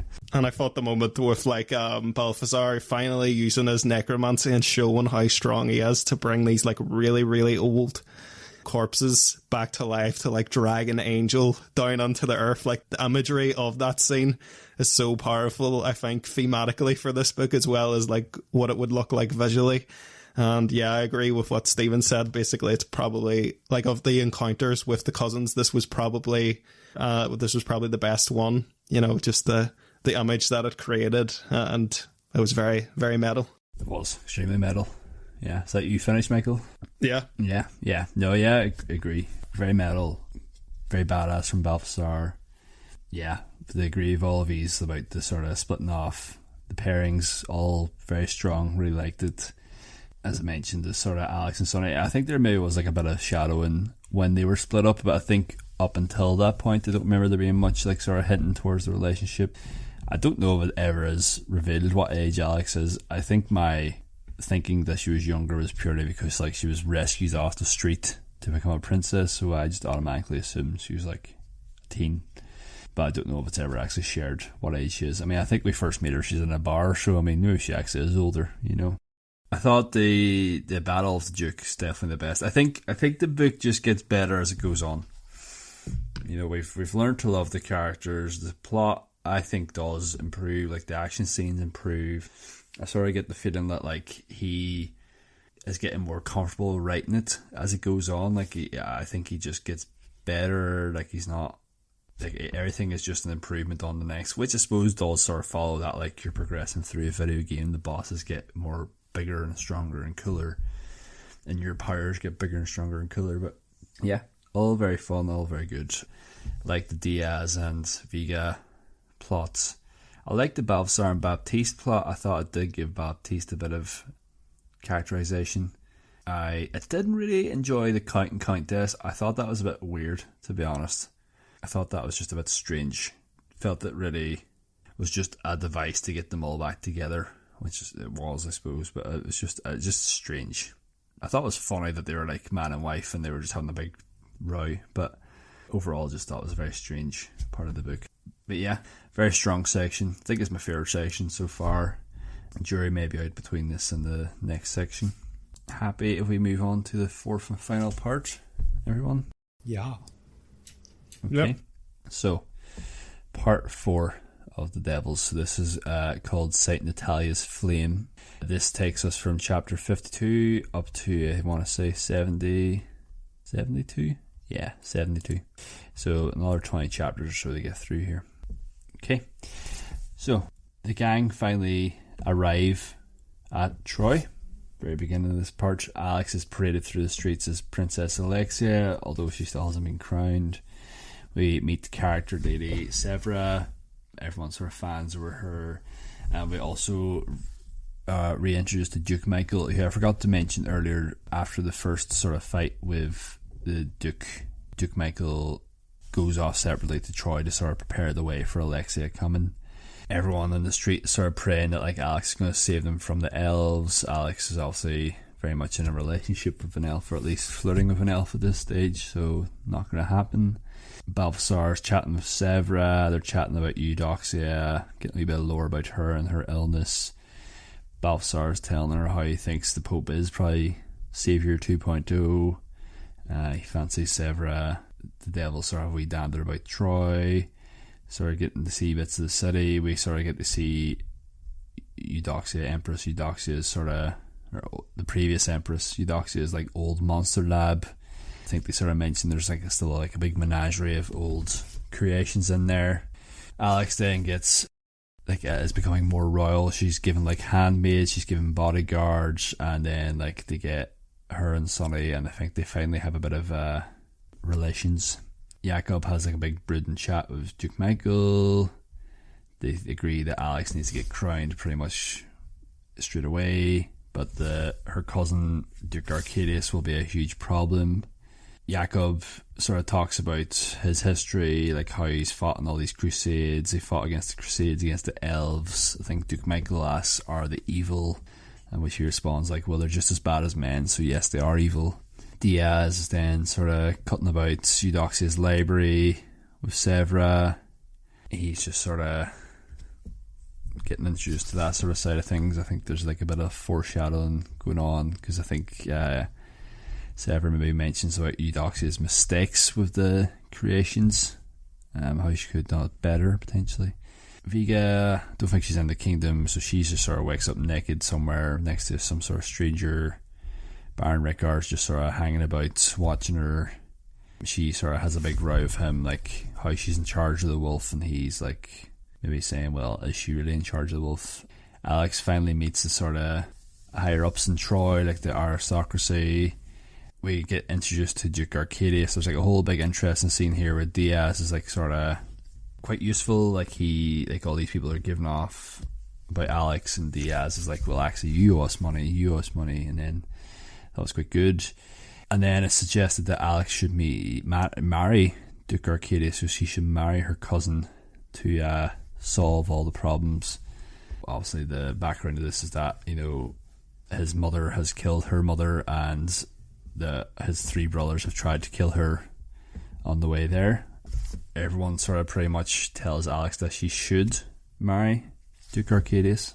Then we get one of our first big twists. So Alex confesses to Sonny that she's actually not Princess Alexia and that she just stole her identity. I think at this stage Sonny gets a bit upset. She runs off to Jacob. Jacob actually gives her a bit of comforting, like, you know, he had something, having nothing's worse. Talking about like the love they shared. Diaz and Jacob are having a wee chat. Baptiste and Balthasar are having a row, and Vega just says, like, you just need to have a shag and get over it with each other. Alex is finally getting coronated, and then once she gets crowned, the devils are all pretty much like, oh, well, deal's over, we all have to go home, back to the Holy City, because their binding just pulls them straight back. That was the binding. And then it's the wedding night between Alex and Duke Arcadius. It turns out actually Duke Arcadius seems pretty sound and actually not interested in Alex at all. Seems like he's actually a gay man. Obviously Alex is also gay, so neither of them are sort of keen on each other, and he's like sort of suggesting like, yeah, this will work fine, you know, you have whatever you need, I'll have whatever I need, we'll maybe just consummate the marriage in a way just to do it. And then it turns out Alex's handmaidens are actually elemental sorceresses, fire and ice, and they kill Arcadius, they freeze him. Alex flees through some secret tunnels up to like this big warning light, the St. Natalia's flame, so she lights that light, that being lit warns the elves coming, which hasn't been lit in hundreds of years. However, the devils who are on the way back to the Holy City see this flame lit, and they all go back, even Baron Rickard. Alex is sort of getting chased about by the sorceresses across the rooftops. She's just running about mad, sort of up and down around the castle. She ends up in Duke Michael's room, and she finds out that Duke Michael and Cardinal Gisca are actually the baddies all along, and the whole plan was to get Alex killed. Duke Michael is about to sort of kill her, and an invisible friend comes and rescues her. They then come across Lady Severa, who actually also turns out to be a baddie. Vega shows up. Vega gets stabbed with these wee mind control pen things. So we've now got Lady Severa and Duke Michael with a brainwashed Vega sort of chasing after them, after the devils. They're all barricaded in a room. Vega's trying to break in. I think Diaz maybe knocks out Duke Michael. Balthasar fights Severa. Vega gets freed. But Severa sort of opens the gates to this big laboratory. I think it is revealed that Severa is actually Eudoxia herself, like reborn. Did a wee body change? A wee body change thing, yeah. Swapped their souls about in the lab, something like that. Because of Severa, like her old handmaiden or something, potentially. Something like that, Aye. Jacob's fighting Duke Michael. Vika's fighting all the abominations. Baron Rickard using all his vampire powers to sort of stop Alex and Sonny getting hurt. He's just chatting to people. Yeah, he's just doing mad whack. Everything's on fire. It's all madness. Balthasar and Eudoxia have a big chat. Duke Michael appears. He actually reveals that he's the one that killed Alex's mum and not Eudoxia. And then Jacob sort of spears him off the building. And then you think, oh, happy days, everything's gone well. And actually no, because we find out that Werewolf Vega has accidentally killed Baptiste. She's actually eaten Baptiste, unfortunately. After the battle, Cardinal Gisca shows up. Alex chats her even though she knows Cardinal Gisca was pretty much trying to kill her.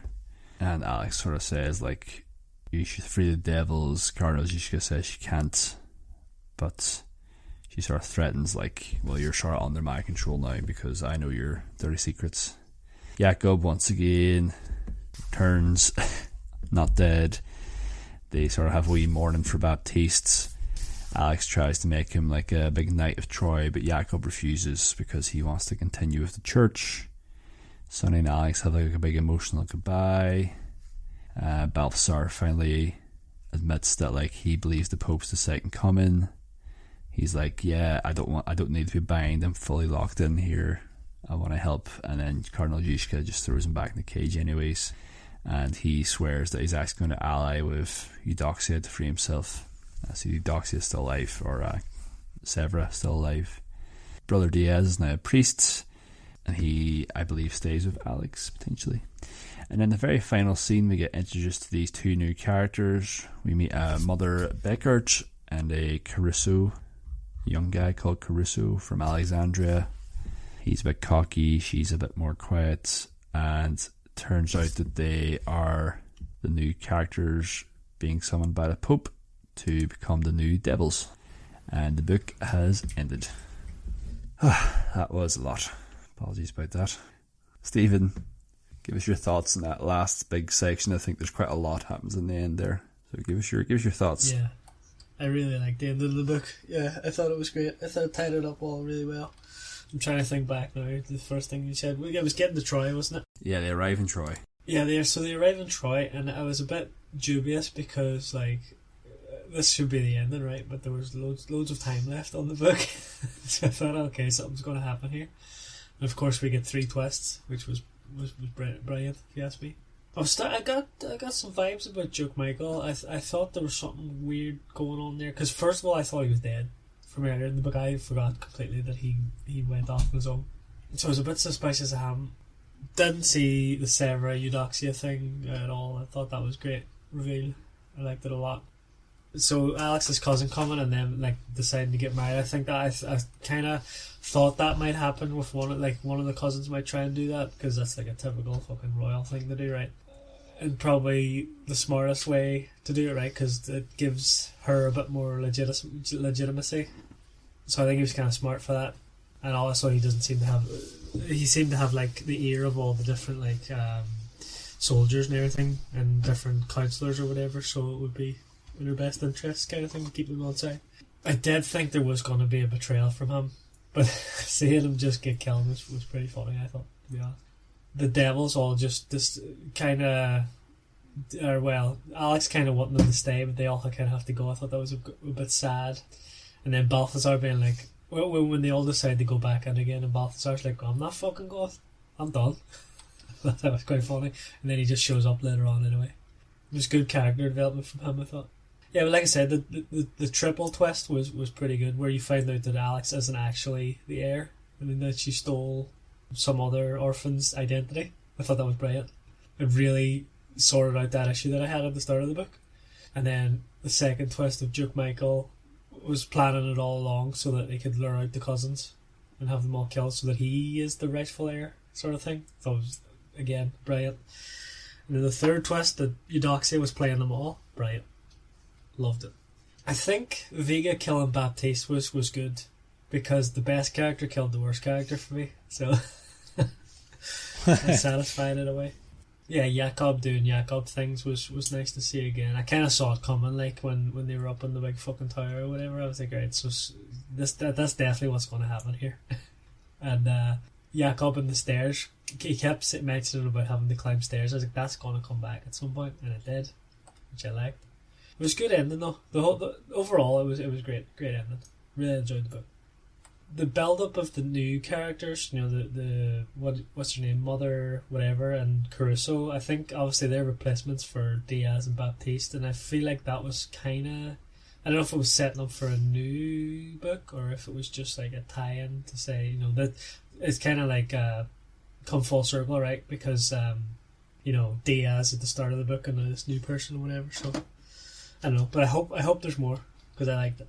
So just to answer your question, I feel like it is also just a full circle moment, so it's nice that way. But I feel like before I even started this book, I feel like I read somewhere that it's planned to be a trilogy.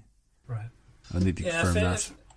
If it, I hadn't seen anything about that. The only thing I didn't see was about the James Cameron film thing. But if it is a trilogy, I kind of hope that Alex takes a bit of a backseat in the later books, and it's more about the devils kind of thing. Yeah, I don't know if it will be. No, I don't know. Like, I'm just wishful thinking. But yeah, it was a good book. Enjoyed it. Johnny, do you care to give us anything? Yeah, Stephen's covered a good bit there. The 3 twists, I thought the Alex not actually being there, brilliant. I thought the Uncle Michael being it, didn't see it coming, but then I think Yakov has a line where it's like it's always the fucking uncle or whatever. And yeah, it just makes so much sense that it always is the uncle. Like, but still, these things still tricky at the end of the day, which makes them good twists, even though it's been done before. But yeah, I thought it was funny though. He kind of almost breaking the fourth wall kind of thing where he points it out that it's always the uncle. And the Lady Severa being Eudoxia, I knew, like, I just had suspicions of Lady Severa from the get-go, obviously, because when someone, like, the way she's described when you first meet her is like this perfect, majestic woman, and like when someone's described as this beautiful, perfect woman or whatever, they're always a bad guy. Like, so I did not see her being Eudoxia, you know, reincarnated or whatever. That was a good twist. But yeah, I really enjoyed how the handmaidens were, like, because I think one of the handmaidens could have killed her at one stage. Remember, they're like cutting her hair or something like that, or shaving something or whatever, and they like pull out a knife, and then like Alex flinches. This is when they're like first there, and they're like, oh, sorry, like, wait, so they actually were going to try and kill her. They were bad, so she was right to flinch in the first place. But I like the ending, like that Balthazar comes back then, you know, didn't doubt him for a second. Knew they would. Baron Rickard almost dies. Baptiste does die trying to save her. I like that little bit at the end of, you know, Vega. You know, there's just still this bad thing of Vega still not being able to control. You know, I think that point you were like sitting there going, oh, you know, Vega's about to turn on Briller Diaz, but because, like, you know, they had this relationship, he's going to win over. But no, Baptiste actually gets killed. I thought it was good. Like, I felt like, you know, the only thing we had going on this book in the first case was like Michael describing the dark, that it would be dark or whatever. So like I was expecting, like, you know, loads of characters to die in this, and obviously none of the main ones had. And I was like, you know, it kind of needs that. Kind of needs like a main character or one of the people to die. So it was good to kind of get that. I felt like what do you call him, Jakob. I feel like when I say that about someone should have died, I feel like it probably should have been him. Because, you know, death would have been a relief. I know he can't die, but I feel like they could have made like a way that he could or something. You know, because like he's fighting Brother Michael at one, or not Brother Michael. What's his title again? Duke Michael. Duke Michael. So he's fighting him at one stage, and obviously it's that whole thing where, yeah, this guy's probably better. Or like, you know, Jakob's obviously old and can't fight as well, so he's probably going to lose this. But yeah, he can't die, so he's just going to come back and beat him. So I was thinking Duke Michael might have like come up with some way to kill him, but it actually would have been like a relief for him or whatever. Possibly would have liked to see something like that, but otherwise, yeah, thought the ending was good, and yeah, it seems to be like set up for another book in the future, which I would definitely be reading. Hopefully, not as long, but yeah, will 100% be longer probably, but yeah, it is confirmed to be planned for a trilogy, by the way. So yeah, I'm just looking at it here now. Apparently, it's not a traditional trilogy, but it's like a set of 3 books that are have this feature the same characters. And each one's sort of self-contained, I think, by the sounds of it. But the sequel will feature a talking cat, apparently. Talking cat? Amen. Give us a full book of the Pope. Full book Pope. The Pope and her talking cat. Give me a 40-hour book about the Pope. Yeah, thank you for your points, Johnny. Michael, would you care to add anything else instead of chatting about the Pope? I thought it stuck the landing. The ending was, as I said, this book is basically 2 parts for me. The first 20%-ish before Vega is introduced, and then after that point, it's basically all the same for me, which is just, it was very good, very enjoyable for me, basically the whole way through after that point. I was wrong about Arcadius. I was feeling very unnerved when they arrived in Troy and he was introduced. I was expecting things to turn, like Stephen said, like when you get to this point of the book and they're here, and this could have potentially been the ending, and then you see like a lot of time is still left that gives you this sense of dread for, you know, what is going to happen. I kind of liked Arcadius, the little that we got him. I really liked that he was chill and he was going to make that arrangement, but that's been done as well. I don't know if I'm allowed to give spoilers for a series. This happens in season 1 of fantasy series where the two make arrangements and it ends tragically as well. So it seems like that when you come to that, you know, understanding of I'm actually gay, you're actually gay, it still doesn't end nicely, so I was kind of expecting that to go wrong.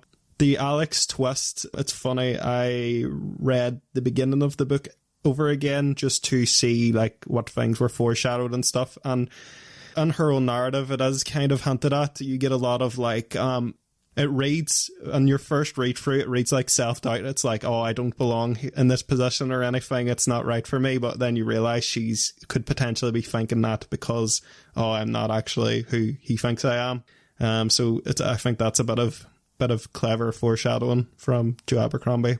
Yeah, it's interesting. I always read that type of stuff, isn't it? Second time round.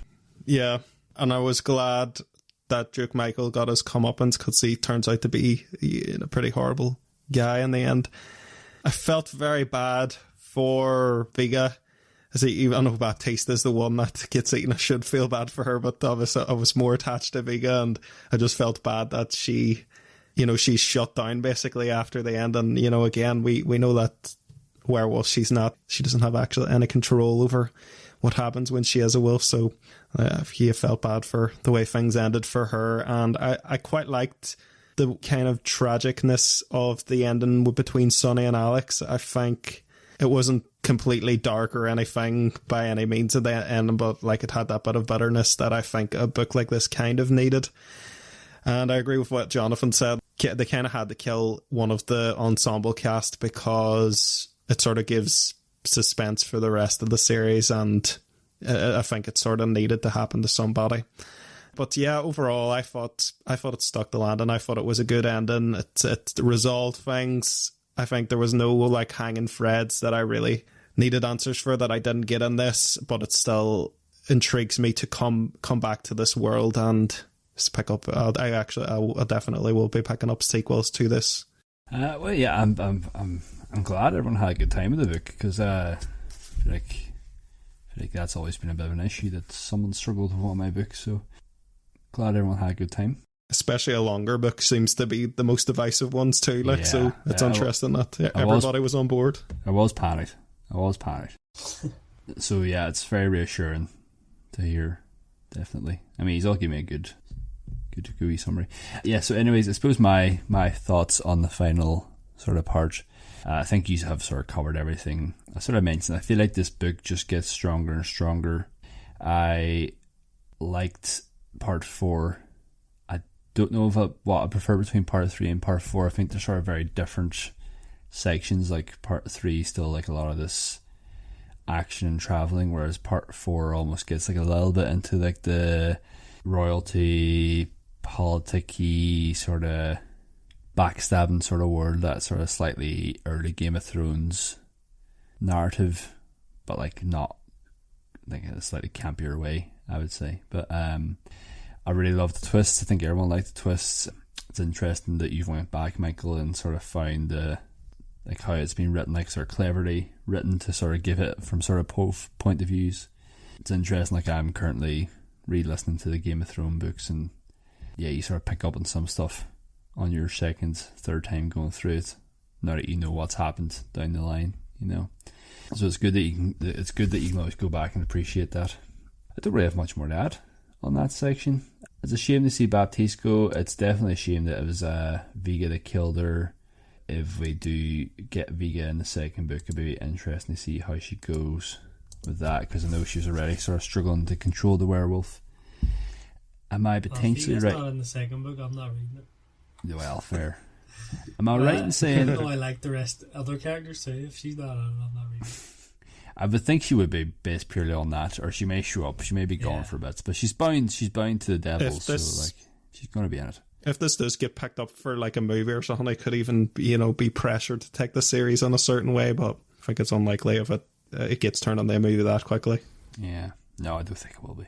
But I feel like I just remember hearing like it was sort of implied like Vega was very like sure she had the werewolf under control. But did I imagine it, or am I right in saying that like it was actually right. the werewolf the werewolf actually is just in control and was just giving Vega like that sort of idea that she was in control, but the werewolf can just come out whenever it wants. That was the case. That's okay. That's sort of what I got garnered from it. Yeah. So interesting in that regard. But yeah, overall, enjoyable listening. bulky. Keep in mind we all enjoyed it, so maybe we'll get the sequel someday. So I think with that, I will close down our spoiler review, unless anyone has any final things they want to throw in there before I give it a wee rating. No, that's grand. Good, okay. Star rating. I'll just keep the same order. So, Stephen, would you like to give us your rating out of 10, please, for The Devils? Yeah, sure. I would give it an 8. Really liked it. I think I've covered why. It wasn't perfect, the start of the book in particular, but it was good. No, good. Thank you very much. Johnny, would you like to give us a number? Yeah, I think overall I really enjoyed it. Thought characterization was fantastic. The things that let it down for me was probably the length and the repetitiveness, so I feel like taking out one of the repeated parts, a couple of the repeated parts might have shortened it down. But I'd say that was probably my only gripe. So I thought the humour in it was brilliant. Character Vega, big shout out. I feel like the narrator too, as you mentioned, was absolutely fantastic, Stephen Pacey.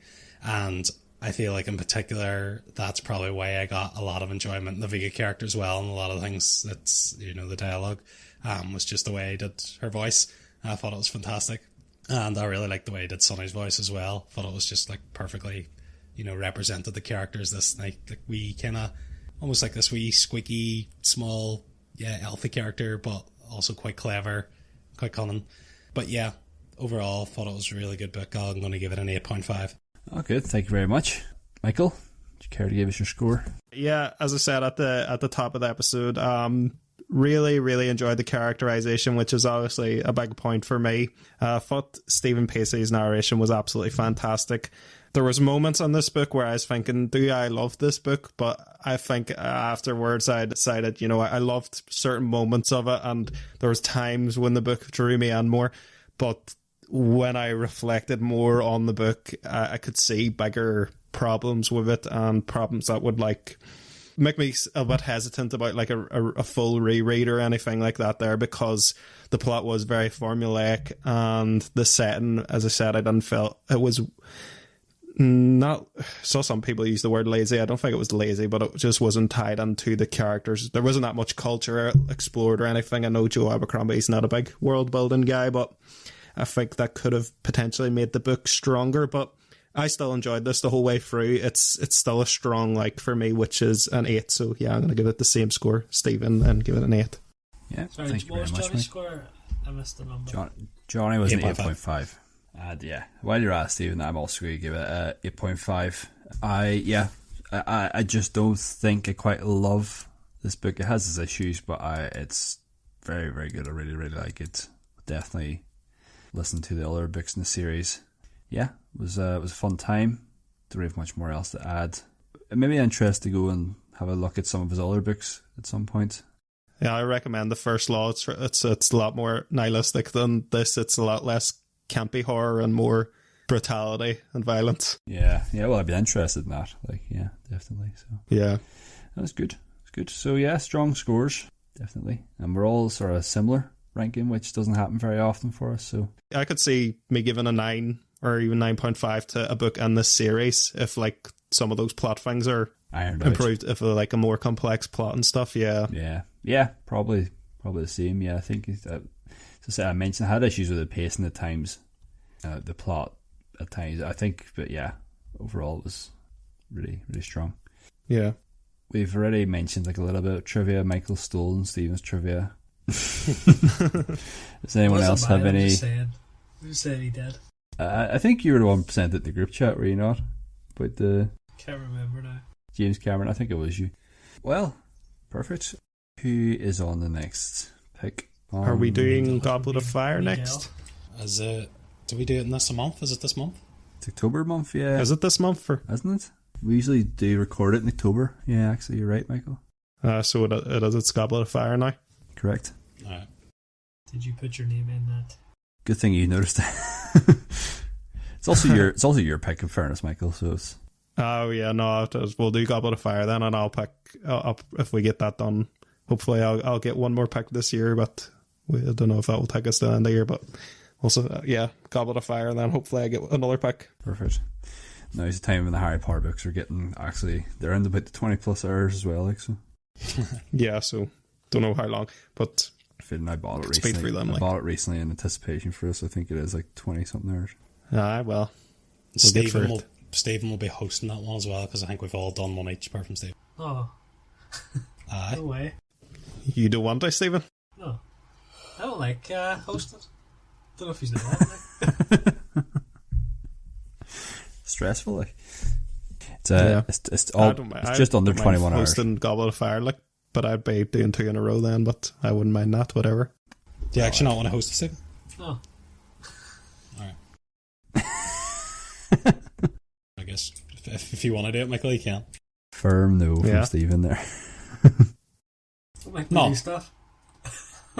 I'm a control freak anyway. I like. Fair enough. I mean, Stephen, you are the only one who hasn't hosted a Harry Potter episode. But, Slot. It's fine. It's fine by me. Just Yeah, keep fair it that way.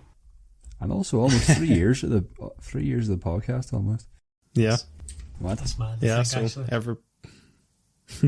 everybody wants to keep up with the next episode. We'll be doing Goblet of Fire by J.K. Rowling, read by Stephen Fry. Good to know. Catch you on the flop. Yep. Oh, No, we do. Well, we all know what happens to that book, so we can, if everyone's happy listeners, if you don't want to hear us chat rubbish, you can head on out. This is the part of the podcast where we just pretty much fill each other in what we've been up to in life, because we're all very busy and barely see or speak to each other. So yeah, it's just always good to know what we've been up to. So I'll just keep the same order then, unless anyone's absolutely dying to tell me what they've been up to. But if not, I'll pass the floor to Stephen. I haven't. I usually write something down for this, but I haven't bothered. Let me see. I think, yeah. So at the end of the last podcast, I think I was looking for some show to fill the wire-shaped hole that was in my life. And I'm still looking for it. I tried Boardwalk Empire and it just wasn't doing it for me. So if anybody has any suggestions, rewatched Always Sunny. I can't remember if I was doing that in the last episode or not, but I finished it. Actually, there's a new season out, isn't there? Oh crap, I have to watch that. I think Yeah, that's why I'm rewatching. Yeah, so okay, I'll get on to that. There's a new Mitchell and Webb sketch show. Oh yeah, I've seen that. Was that Johnny?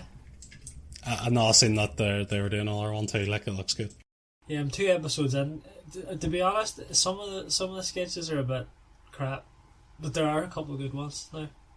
So I'm only 2 episodes in though, so it could end up being class. I don't know. But hopefully now. Let's see what else. Started playing Pokemon Emerald again. I like to dip into that from time to time. I've got off the Hearthstone wagon. I still dip in sometimes, but I'm not playing it every day anymore, so that's good. What else? Oh, me and Michael are playing D&D again. That's pretty good. We did our first session on Friday there. It was really good. We're doing it monthly now, so we might have another one done by the time we record again. I don't know. But it was a lot of fun. So I love playing. Yeah. And we're doing it in person this time, so it's even better. It's better in person, yeah. Was it COVID time when you were last doing it, or Was that? was it COVID time when you were last doing it, or? It was COVID when I started playing it with all them guys, but then I think we'd finished. It was the restrictions had all been lifted when Michael joined it. I can't remember that. And can I mind? Yeah, maybe. Last fucking 5 years of my life have been a blur. Yeah, Maybe try to do like once or twice. we definitely played one, but I think I don't know. We did it online when I was playing with Michael, but I don't think there was. I think it was just easiest at that point, you know. But yeah, it's good. Excited for that. And then just World of Warcraft is just consuming my life as always, but it's good. You're consistent. That's it. I'm a creature of habit. I like my comforts. That's fair. No harm in that. Johnny, you been up to anything exciting in your house yet? Still in the process of buying the house, getting the mortgage sorted now. It should be. I'd like to think it would be done by the time we're recording the next one, or very close to being done. So, been doing a lot, bits and pieces of that. Been playing a game. I was just telling Stephen at the start, and it's absolutely consuming my life. It's just called Satisfactory. I don't know if any of you heard of it. I've seen that before. Yeah. No. Oh Jesus, it's just like it's right up my street. Like it's like a free, like, you know, like a factory building thing, but it's like 3D. So you're like building it like in the third person, but like you can go look at the maps like huge, and you can go around adventuring, trying to find like, you know, materials and stuff like that. Basically like Minecraft, but like, you know, in terms of factories and stuff. It's just, yeah, it's very satisfying. There's a lot of like, again, I'm from a maths background, but you have to like, you know, try and make your production lines very efficient. It's like you need 20 of these and 30 of these to make like 5 of these. And then if you're getting those 5 and you need those 5 and somewhere else, you know, you have to like then multiply that by some amount or whatever. And then there's a power grid and all that, and you have to manage that. So it's just, yeah, it's just a mad game. But yeah, played a lot of that. I was saying there, I was watching Always Sunny again. Yeah, the new season came out for that, so I'm catching up on that. I just finished, speaking of David Mitchell and Mark Webb, I just finished rewatching Peep Show. Just a fantastic show. If anyone hasn't watched it, get on it. It's just so funny. But yeah, that's kind of been, well, because this book was like a 25-hour book, I've been mostly reading it. So yeah, I've spent most of my time on it, whereas usually I have the book for a podcast and then another book on the go. Haven't had that this month, but yeah, get back onto something else as well as Harry Potter. Happy days. One thing I forgot to say, I went to see The Naked Gun and it was amazing. Would definitely recommend you go see it. Mary Kate was not a fan. No. She thought it was very stupid, and I was like, well, yeah, that's why I like the whole point. what did you expect? Yeah, I like thought we watched the original. I'd seen it before, but me and Sarah watched the original like ahead of time before we went to see it, and it was just as funny. I've never seen the originals actually, so it was my first experience, but I knew it was going to be like a spoof. Yeah, Neeson's American accent was a bit hard to get into for a wee while. Yeah, but no, I liked it. Like, I thought it was funny. Yeah, stupid. Like, yeah, it was like a joke every couple of seconds. It was brilliant. Like. Yeah, my favourite joke in it was when him and the bartender were chatting. The bartender's like, "You shot my brother in the back." That could be 100 people. Yeah. Class. It's so funny. And he's like, "Yeah, he's white." And he's like, "Aye." You're such and such's brother. Class. I wasn't knowing about the house, Johnny, but hopefully it gets sorted soon. It just takes a while. Yeah. That's the way it goes, hey? Remember it well. Michael, you been up to anything? So we've obviously not recorded a full episode in a couple of months, so there's been a good lot of stuff, but most notably I went to Reading Festival a couple of months ago, and while we stayed there for 2 nights, and the first night that was before the festival, so we're just going to go about the town and stuff, but we were quite surprised to see, because it was actually a good buzz on the centre and stuff, but we're actually quite surprised to see it clear out early, because we wanted to get like cocktails or something somewhere, so saw a cinema, and I suggested to Greta, well, we just go see a movie, and the 2 movies I suggested to her were the movies that I've heard something about were Together and the movie Weapons, and Greta, my partner, must have misunderstood by the premise that I give her when we decided to go see Weapons, because she thought it was just a mystery, and did not realise until it started that it was it was 11 o'clock in Reading and we were watching like the horror movie. And Greta, she has like a lower tolerance to horror these days. She used to like those movies a lot, but like being trapped in the cinema, it was just like, it was us and a few other people, and the movie, it's gotten a lot of buzz, and it's like very stressful and intense horror, like constant. And I remember like looking over at Greta's face halfway through, and like there was like tears going down her face. I was like, yeah, I can see that. All right. Yeah. I was like, "Are you okay?" And she's like, she was so like, "I'm so stressed." Why did you do But this? then, but like the movie finished then, and we went back, and she was just like, she was looking it up on TikTok, and she was constantly looking it up and all, looking at videos of it and everything. And now she's going to see it with her mum like next week or something. So like, it was a very intense experience for her, but That's like, a twist. that's part of the fun, you know. Yeah. But I thought Weapons was an absolutely brilliant movie by Zach Cregger. He comes from like a comic background, which is very common now in horror. Like Jordan Peele is probably the most notable example of that. And is he the guy who did him and the other one were in the web comedy sketch thing? yeah, Key and Peele. Yep. The whitest kids you know or something. He's done three horror movies, I think now. Nope, Us, and Get Out, and all really excellent horror movies. And Zach Kreger, he similar from a like comic background, and he did Barbarian, which I thought was a pretty good movie, but Weapons caught me totally off guard. I thought it was such a fantastic horror movie, just really, really great movie. Highly recommend it to see in cinema if you want like a stressful, intense experience and then to feel good afterwards. I've heard mostly out of relief that it's over. I heard a lot of good things about it, but I was like, I'm never watching that in the cinema. I'll maybe watch it in the house someday. I seen the trailer in the cinema and that was enough for me. I was like, yeah, I'm not watching that in the cinema. It was an intense experience in the cinema. So, Reading Festival the next day after was pretty good too. Like we went early because I wanted to see Block Party playing, and we saw the Cooks playing too. Rebel Wilson joined them on the stage, and like they did a cover of Gangster's Paradise. With a text Jonathan about that. It was bizarre, but was it good though? And we saw it was pretty good. Yeah, it was pretty good, and we saw Chapel Roan and Hosier, and yeah, it was a really, really good day.